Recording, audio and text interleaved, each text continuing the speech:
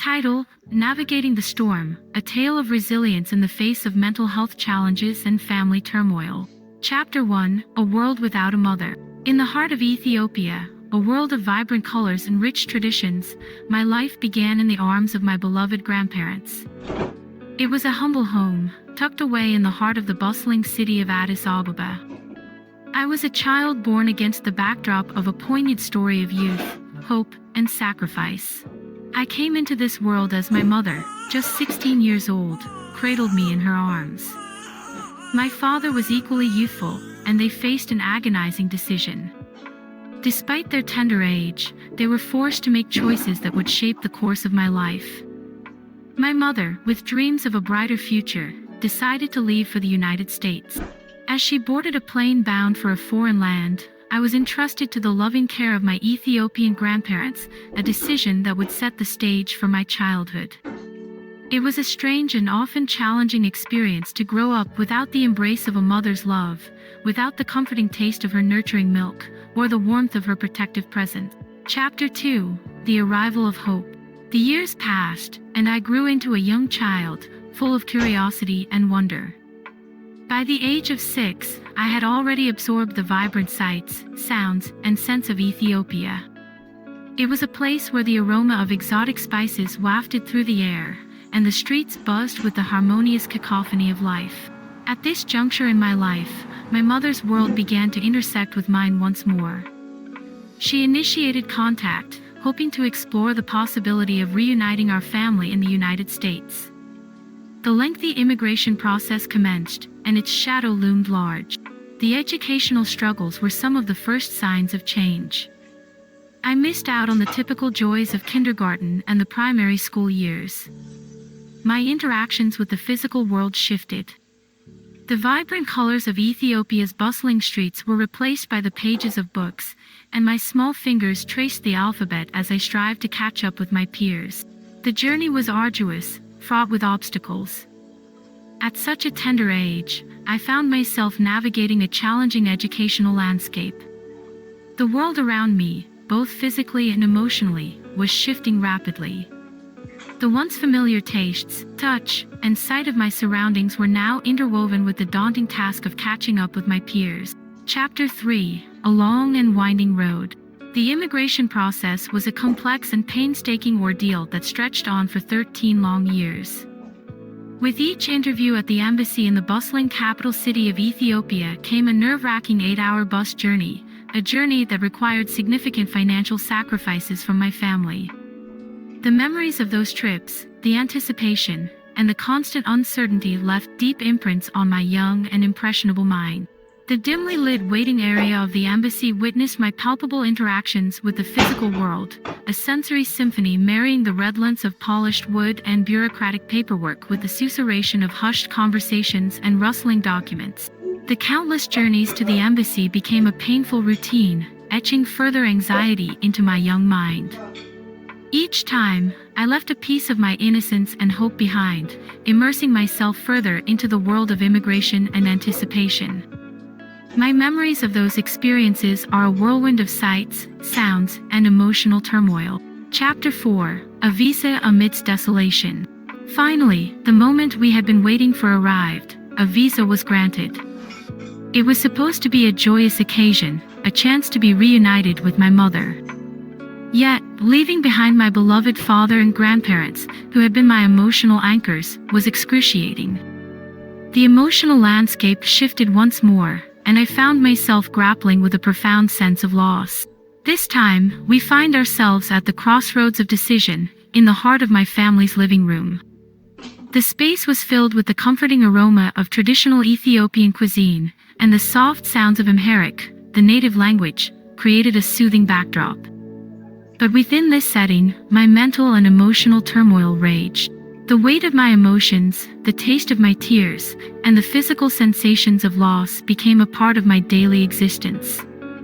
The scenes of goodbyes with my father and grandparents are etched into my memory, the touch of their hands, the sound of their voices, and the bitter taste of separation. Chapter 5: The Abyss of Depression. As I embarked on the journey to the United States, I couldn't have imagined the trials that lay ahead. Shortly after my arrival, my mother and I encountered our first fight, sparked by a seemingly trivial issue. With time, these conflicts grew in intensity and frequency, and their emotional toll on me deepened. In this chapter, we enter the domestic sphere of my life in the United States. We find ourselves in a cozy living room, the walls adorned with family photographs, the scent of home-cooked meals lingering in the air. Yet, beneath this seemingly idyllic setting, the emotional tempest raged. The confrontations with my mother sent shockwaves through my mental and emotional state. The world around me felt disorienting, and I grappled with a profound sense of disappointment and longing. The sensory details of these battles were etched into my psyche, the harsh words thrown in anger, the taste of bitter arguments, and the sight of a familial bond strained to its limits. Chapter 6: The Turning Point. As I battled with the emotional turmoil of an unstable family life, I found refuge in the support of my high school teachers and a rekindled friendship. My mental health slowly started to stabilize, and the journey from despair to hope began. In this chapter, we enter the corridors of my high school. The faint scent of chalk and schoolbooks lingers in the air, and the muted sounds of lectures provide a sense of continuity. In this environment, my interactions with the physical world began to transform.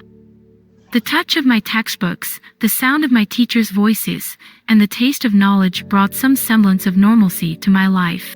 The support of my high school teachers served as a beacon of light in the darkness, and I began to find my way back to a healthier state of mind. My old friend, Yoni, whom I reconnected with, played a pivotal role in my recovery. His presence, both tangible and emotional, became a lifeline during my darkest moments. Our conversations were filled with the reassuring sounds of understanding and empathy. With his guidance, I made the life-changing decision to move out of my mother's house and into my grandparents' care. This shift marked a significant turning point. I began to experience happiness, regain my ability to sleep soundly, and relish the taste of home-cooked meals. Slowly but surely, I started to rebuild my life. In the winter following my move to my grandparents' house, Yoni and I decided to meet at Multnomah Falls. The anticipation of our first in-person encounter brewed excitement and apprehension within me. As we stood near the falls, the chill of winter seeping through our jackets, the frosty air seemed to hold its breath, mirroring the weight of our emotions. The falls, typically cascading with powerful energy, now stood frozen, embodying the unspoken sentiments between us, yet they exuded a silent strength. Yoni and I, with our hearts in our throats and the falls looming above us, felt the gravity of the moment. It was as if the world around us had stilled to witness this crucial juncture. With a silent exchange of glances that spoke volumes, we moved closer. As our hands tentatively intertwined, the cold melted into the warmth of our connection. The icy landscape and the falls witnessed our first tender kiss, one that bore the promises of love's blossoming strength. Our connection at Multnomah Falls marked the beginning of an extraordinary journey, a chapter of our lives written with the ink of resilience, the warmth of newfound love amidst the wintry cold.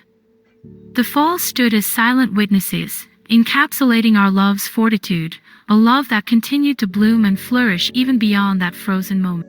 Chapter 7: A Glimpse of the Future. A glimmer of hope shone through when Yoni's unwavering support paved the way for my acceptance into the University of New Mexico. This moment signaled the start of a diverse journey, touching on education, career, and relationships. Reuniting with Yoni at UNM marked the path toward a more solid bond, prompting my move to be closer to him. The day finally arrived, post my high school honor-filled graduation, for my embarkation to ABQ. Stepping into the stunning city of New Mexico Airport, a new chapter began, greeted by Yoni's warm smile and a vibrant bouquet of flowers. The lingering scent of our shared experiences marked not just a return to a shared space but also the beginning of a future entwined with love and shared destiny.